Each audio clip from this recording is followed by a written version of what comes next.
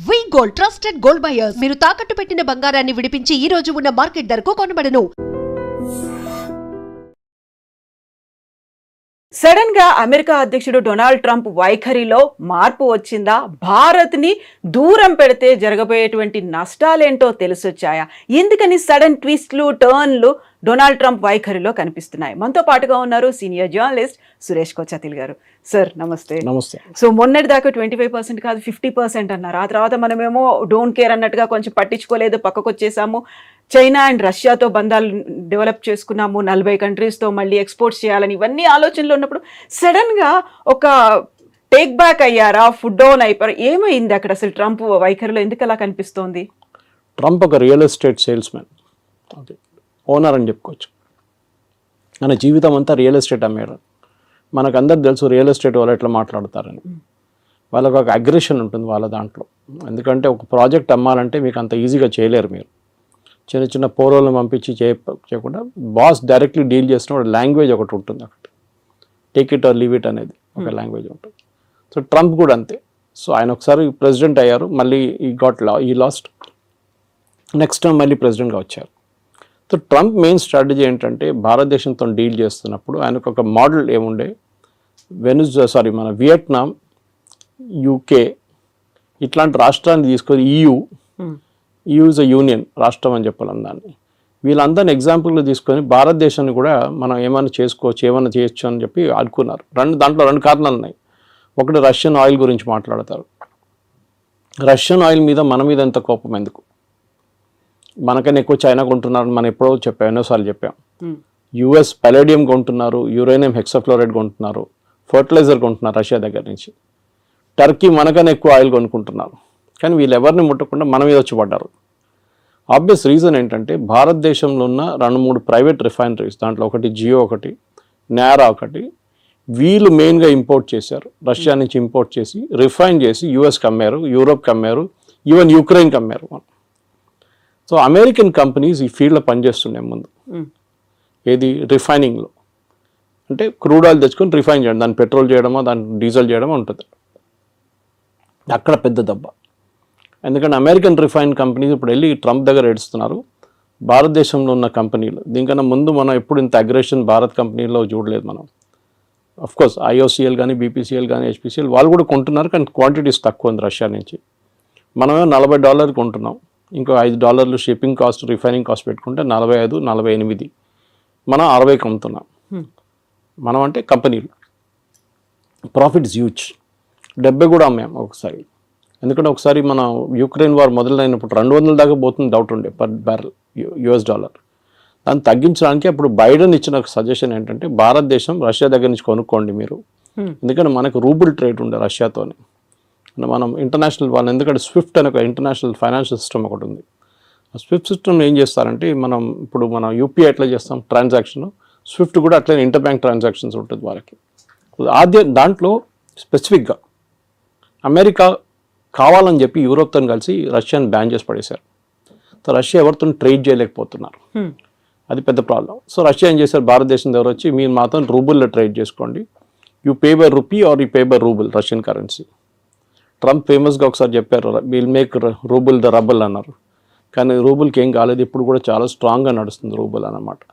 So ఈ యొక్క పెద్ద ఎందుకంటే ఇది అందరూ అనుకుంటారు ట్రంప్కి ఇంత కోపం ఎందుకు కోపం అంటే, ట్రంప్ వాళ్ళ ఫ్రెండ్స్ ఆయన ఎలక్షన్ ఫైనాన్స్ చేసిన వాళ్ళు ఈ చాలా మట్టుకు ఈ ప్రైవేట్ రిఫైనరీస్ వాళ్ళు దాంట్లో చాలా వాళ్ళు ప్రాఫిట్స్ ఇప్పుడు దాకా సంపాదించారు. సడన్గా భారతదేశంలో ఉన్న కంపెనీలు వచ్చి మొత్తం ప్రాఫిట్స్ అన్ని కొట్టుకుపోయారు. సో అది కోపం అన్నమాట. So it is nothing to do with buying Russian oil. దాంతో రష్యాకి డబ్బులు వస్తుంది, దాంతో యుక్రెయిన్ మీద బాంబులు వేస్తున్నారని. మనకన్నా ఎక్కువ దీనికి ఉన్న న్యాచురల్ గ్యాస్, జయశంకర్ గారు చెప్పారు ఒకసారి, మనకన్నా ఎక్కువ మనం ఒక నెలలో కొంటున్న క్రూడ్ ఆయిల్ యూరోప్ హాఫ్ డేలో గ్యాస్లో కొనేస్తుంది. ఎందుకంటే వాళ్ళకి వింటర్ టైంలో హీటింగ్కి గ్యాస్ కావాల్సి వస్తుంది. హంగరీ, పోలాండ్ కొంటున్నారు. మొన్న ఆ పైప్ లైన్ మీద యుక్రెయిన్ వాళ్ళు వచ్చి బాంబు వేస్తే ప్రెసిడెంట్ ట్రంప్ తిట్టారు పట్టుకొని యుక్రెయిన్ని. ఎందుకంటే రష్యా నుంచి వెళ్తున్న ఆయిల్ ఆలోచించండి, రష్యన్ టెరిటరీ నుంచి హంగరీ, పోలాండ్కి వెళ్తున్న పైప్ లైన్ ఆయిల్ పోతుంది, దాని నుంచి ఆయిల్ వెళ్తుంది వాళ్ళకి ఎవరికి ప్రాబ్లం లేదు, మనం కొనుక్కోకూడదు. So this was the first problem. రెండవది ఏంటంటే మన ట్రేడ్ టాక్స్. ట్రంప్ ఏమనుకున్నారు, అన్నిటికీ 0%. సరే అండి చేస్తాం. ఇప్పుడు మీరు ఒక ప్రోడక్ట్ అమెరికా నుంచి యాపిల్ తెస్తారండి. యాపిల్ అమ్ముతున్నప్పుడు లోకల్ యాపిల్లో ఎగ్జాంపుల్ తీసుకుందాం, డజన్కి 200 రూపాయలు అనుకున్నాం, లేకుంటే డజన్కి హాఫ్ డజన్కి 200 అనుకుంటాం. భారతదేశంలో అదే దానికి 100 రూపాయలు 150 రూపాయలు ఇస్తే ఏ కొనుక్కుంటారు? Which is cheaper. మన దేశంలో BMW నడిపిస్తున్నాడు కూడా టమాటా రేట్ బార్గెన్ చేస్తారు. అది మన కల్చర్లో ఉంది అది. సో మీరు యుఎస్ నుంచి వచ్చిందని చెప్పి కొనడం ఫస్ట్ నాకు గుర్తుంది. ఇప్పుడు కూడా చిన్నప్పుడు నేను కేరళకి వెళ్తున్నప్పుడు మా నేటివ్ ప్లేస్కి దుబాయ్ పెద్ద ఫ్యాషన్ అప్పుడు. I'm talking of late 70s.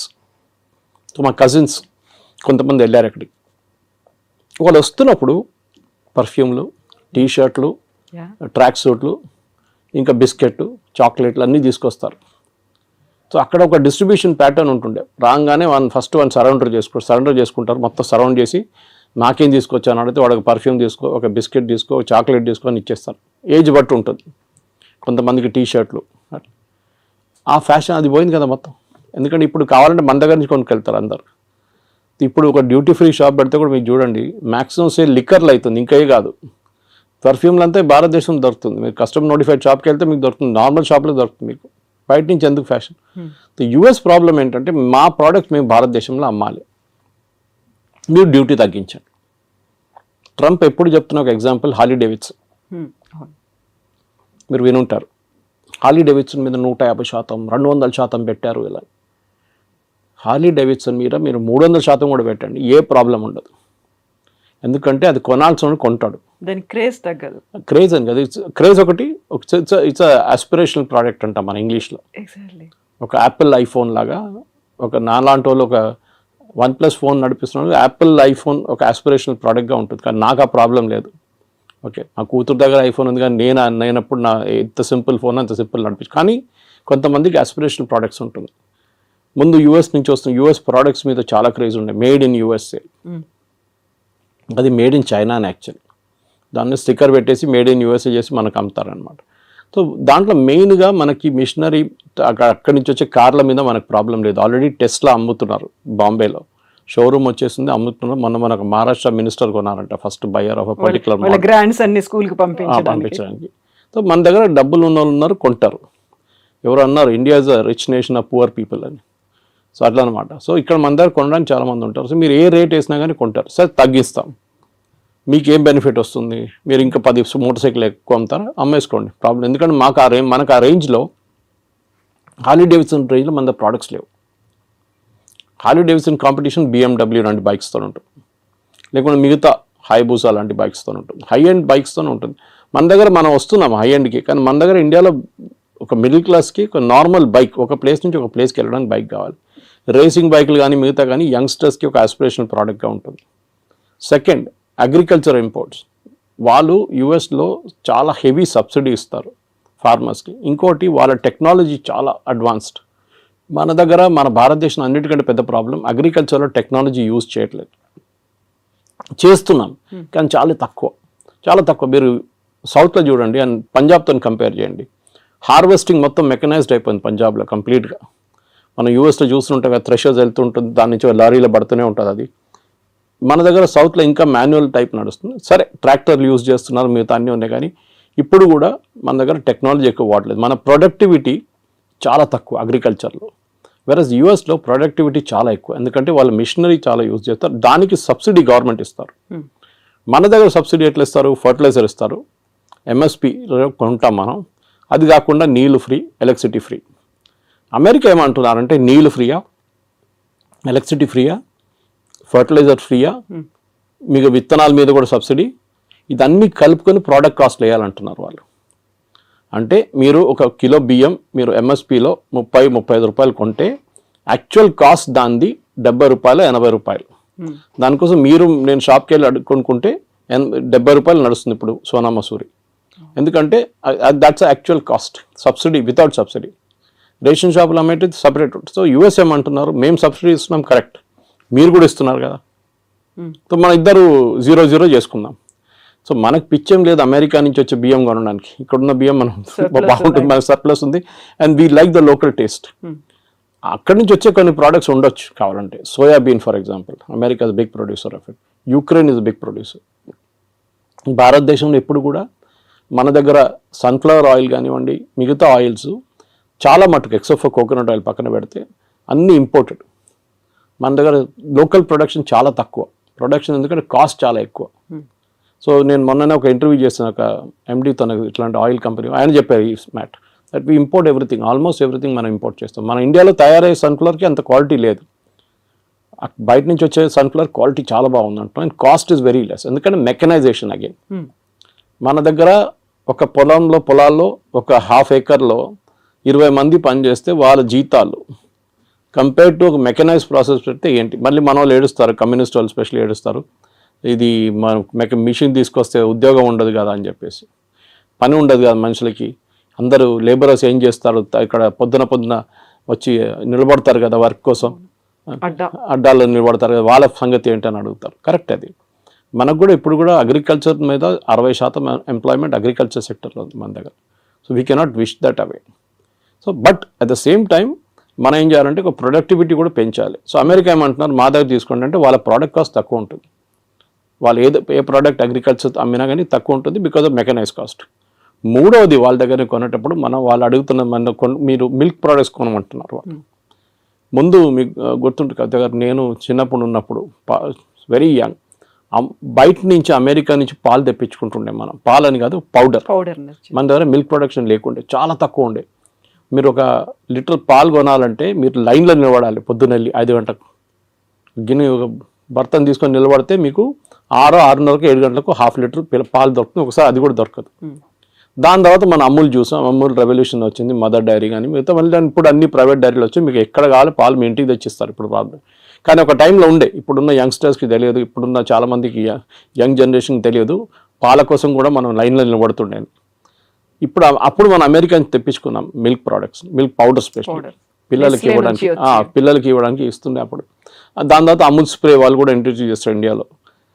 ఇప్పుడు వాళ్ళు ఏమంటారు, మా దగ్గర మీరు మిల్క్ ప్రోడక్ట్స్ కొనండి అంటారు. మన ప్రాబ్లం ఏంటంటే అమెరికాలో ఉన్న ఆవులకి పెడుతున్న తిండిలో నాన్ వెజ్ ఎక్కువ, అంటే బీఫ్ ప్రోడక్ట్స్ ఎక్కువ.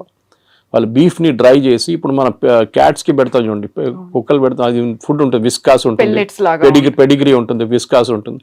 That kind of product is given to cows also. So మన దగ్గర ఒక నార్మల్ ఇండియన్కి మీరు ఎంత నాన్ వెజ్ తిన్నా కానీ మిల్క్లో నాన్ వెజ్ అనగానే అంటారు. ఆవుకు కూడా పెడుతున్నారు, అదే ఆవుని రేపు చంపేసి మళ్ళీ ఇంకో ఆవుకు పెడతారు తిండి వాళ్ళు. అది వాళ్ళ లాజిక్ వాళ్ళది. అది వాళ్ళ ఇండస్ట్రీ ఎట్లయినా పనిచేస్తుంది. ప్రొడక్టివిటీ తగ్గిపోయిందో 20 లీటర్ 30 లీటర్ కన్నా తక్కువ వచ్చిందో వాళ్ళు 20-30 వాళ్ళ ప్రొడక్టివిటీ. మన దగ్గర 6 లీటర్ ఇస్తూ కూడా మనం పని నడిపించుకుంటాం మనం ఈ చిన్న చిన్న ఊర్లంతా. ఇది ప్రాబ్లం. సో అమెరికా నుంచి మూడో ప్రోడక్ట్ మిల్క్. మనం చెప్పాం no, we will not buy. మీరు తీసుకొస్తే కూడా నా లాజిక్ ఏంటంటే మీరు అలౌ చేయండి, కానీ made in America with non veg అని టేప్ పెట్టండి. ఎంతమంది కొంటారు చూద్దాం. With that red signal symbol. అది రెడ్ అయితే ఎట్లా ఉంటుంది, అది కొంతమందికి అది తెలియదు. కానీ ఇది మీరు ఒక క్యాంపెయిన్ నడిపేయండి, ఇది అమెరికా నుంచి వచ్చిన ప్రోడక్ట్, దీంట్లో నాన్ వెజ్ ఉంది, సో బీ కేర్ఫుల్. పాలలో కూడా పిల్లలకి మీ పిల్లలకి ఇదే పాలు పెడతారా, మీరు పొద్దున్న తాగే ఛాయ్ ఇదేనా, మీరు హోటల్కి వెళ్ళి తాగే ఛాయ్లో నాన్ వెజ్ ఉంటుంది, అది కావాలన్నా వద్దా అని అడిగితే యాక్చువల్లీ ఎవరు కొనరు. కానీ మిల్క్ ప్రోడక్ట్స్ బై ప్రోడక్ట్స్ ఉంటుంది, అది బహుశా కొనవచ్చు. కానీ మన దగ్గర కూడా అమూల్ లాంటి కంపెనీస్ చాలా మటుకు ప్రైవేట్ సెక్టర్లో మొత్తం ఫ్లడ్ చేసేసినాయి మార్కెట్లో. మన ముందు బటర్ కానీ చీజ్ కానీ చిన్న చిన్న వేరియేషన్స్ ఉంటుండే, ఇప్పుడు దాంట్లోనే ఒక 10 వేరియేషన్స్ వచ్చేసినాయి. సో ఈ 3 ప్రోడక్ట్స్ నేను చెప్పిన దాని ప్రకారం, ఒకటి అగ్రికల్చర్, ఒకటి ఫ్రూట్స్ అండ్ వెజిటబుల్స్, ఒకటి లెంటిల్స్ అంటే సోయాబీన్ మిగతాది, అండ్ మిల్క్. ఇక్కడ మనకు ప్రాబ్లం ఉంది. సో పీయూష్ గోయల్ గారు లాస్ట్ 1 సంవత్సరం నుంచి ట్రంప్ అధికారంలో వచ్చే ముందు కూడా నెగోసియేషన్స్ చేస్తున్నారు యూఎస్తో. కానీ యూఎస్కి అన్నిటికంటే పెద్ద కంట్రీ, ఎప్పుడైనా వెరీ హై టారిఫ్ కంట్రీ. ఇప్పుడు కూడా అంటూ ఉంటారు Trump, India is got a very high tariff అంటారు. యాక్చువల్లీ చూస్తే టారిఫ్ అంత ఎక్కువ లేదు, మనకన్నా ఎక్కువ టారిఫ్ వాళ్ళే ఇస్తున్నారు మన ప్రోడక్ట్స్ మీద. ఫర్ ఎగ్జాంపుల్ మన వైపు నుంచి వెళ్తుంది బాస్మతి రైస్ తీసుకుందాం. బాస్మతి రైస్ మనం పాకిస్తాన్, ఈ 2 దేశాల నుంచే బాస్మతి యూజువలీ ప్రొడ్యూస్ అవుతుంది. మన క్వాలిటీ కొంచెం బాగుంది పాకిస్తాన్ కన్నా. అక్కడ బాస్మతి ఎవరు యూజ్ చేస్తారు, ఇండియన్సే యూజ్ చేస్తారు. అక్కడ ఉన్న ఇండియన్ రెస్టారెంట్స్ కానీ ఇండియన్ డయాస్పోరా వాళ్ళు యూజ్ చేస్తారు. మీరు ఎక్కడి నుంచి తెప్పించుకుంటారు, టర్కీ నుంచి తెప్పించుకుంటారా బాస్మతి, అక్కడ ఉండదు వాళ్ళు. So you have to buy, they will buy. So ఇప్పుడు మీరు $5 ఇస్తే మీరు $10 కొంటున్నారు ఇప్పుడు టారిఫ్తో. Okay, that is one. రెండవది జెమ్స్ అండ్ జ్యువెలరీ. దాని Surat is the centre for that. లోకంలో ఎక్కడైనా డిబియర్స్ కానీ సౌత్ ఆఫ్రికా నుంచి వచ్చే డైమండ్స్, ఎక్కడైనా దుబాయ్ నుంచి వచ్చే డైమండ్స్ పాలిష్ చేస్తున్నంత సూరత్లో నడుస్తుంది. కటింగ్ అండ్ పాలిషింగ్ సెంటర్ అది. సో అక్కడి నుంచి చాలా మటుకు మనం యూఎస్కి పంపిస్తాం. సెలబ్రేట్ దానికి యూజ్ చేస్తాం, ఎంగేజ్మెంట్ కానివ్వండి, వెడ్డింగ్ రింగ్స్ లాగా యూజ్ చేస్తాం. ఎందుకంటే diamond is not use for any other thing in US, మనలాగా కాదు. మన దగ్గర జ్యువెలరీకి ఎక్కువ ఇది ఉంటుంది, కొంచెం ఫ్యాసినేషన్ ఉంటుంది అనమాట. అది మనం అమ్మొచ్చు. మన దాంట్లో ఆ ప్రోడక్ట్ కూడా మూడోది టెక్స్టైల్, మన దగ్గర నుంచి వెళ్ళేది టెక్స్టైల్ కూడా ఇప్పుడు కొంచెం మందికి ఇంపాక్ట్ అయింది. కానీ మన వాళ్ళు మర్చిపోతున్నారు, ఇక్కడ ఉన్న మీడియా కూడా అర్థం కావట్లేదు. మీరు రేపు అమెరికన్ మార్కెట్, టార్గెట్ కానీ వాల్మార్ట్లో అమ్మాల్సిన ప్రోడక్ట్ మీరు ఇవాళ రాత్రి పంపారు ఇక్కడి నుంచి. అవును, క్రిస్మస్కున్న ఆర్డర్స్ ఆల్రెడీ వెళ్ళిపోయినాయి ఇక్కడి నుంచి, కంటైనర్లు వెళ్ళిపోయింది. ఎందుకంటే వాళ్ళు ముందే 3 నెలల ముందు తెప్పించుకొని దాని డిస్ట్రిబ్యూషన్ కానీ దాని బ్రాండింగ్ కానీ మొత్తం చేసిన తర్వాతనే అక్కడ కీటెక్స్ లాంటి కంపెనీ కానీ, తిరుపూర్ నుంచి, లుధియానా నుంచి కంపెనీ ఆల్రెడీ పంపించేస్తారు. డిసెంబర్ ఆర్డర్స్ వెళ్ళిపోయింది. ఇది మన ఆయిల్ కొంటున్నట్లనే, ఆయిల్ ఎప్పుడు కొంటున్నప్పుడు క్రూడ్ ఆయిల్ రేపటి కోసం కొనం మనం. జనవరి ఫ్యూచర్స్ ఇప్పుడు కొంటాం మనం, well in advance you have to plan. So అట్లా, సో మన వాళ్ళకి ఈ entire position they are not understanding. కానీ పేపర్లలో, మీడియాలో ఎంతమందిని పంపించేశారు ఇంటికి, వేలాది మంది ఉద్యోగం లేదు, ఏం జరగట్లేదు. Yes, there is a expansion లేదు. And don't forget to subscribe to iDream. And for more videos, Please subscribe to iDream. Please subscribe to iDream. Please subscribe iDream. And please subscribe to iDream. For more videos, subscribe to iDream. please like, share and subscribe to the channel. Congratulations, iDream. Subscribe to iDream. Subscribe to iDream. So subscribe to iDream Media. iDream ki iDream team andarki huge congratulations. Please subscribe iDream Media. Please subscribe to iDream. Subscribe iDream. Please subscribe to iDream. iDream అంటే నా కళల channel subscribe చేసుకున్న నోరు తిరుగుతలేదు, మీరైతే గంట గుర్తు కొట్టండి. For more such videos, please subscribe to iDream. Subscribe to iDream. Please subscribe to iDream. Please subscribe iDream Media. Please do subscribe to iDream. Please subscribe to iDream Media. For best entertainment and information, please subscribe iDream.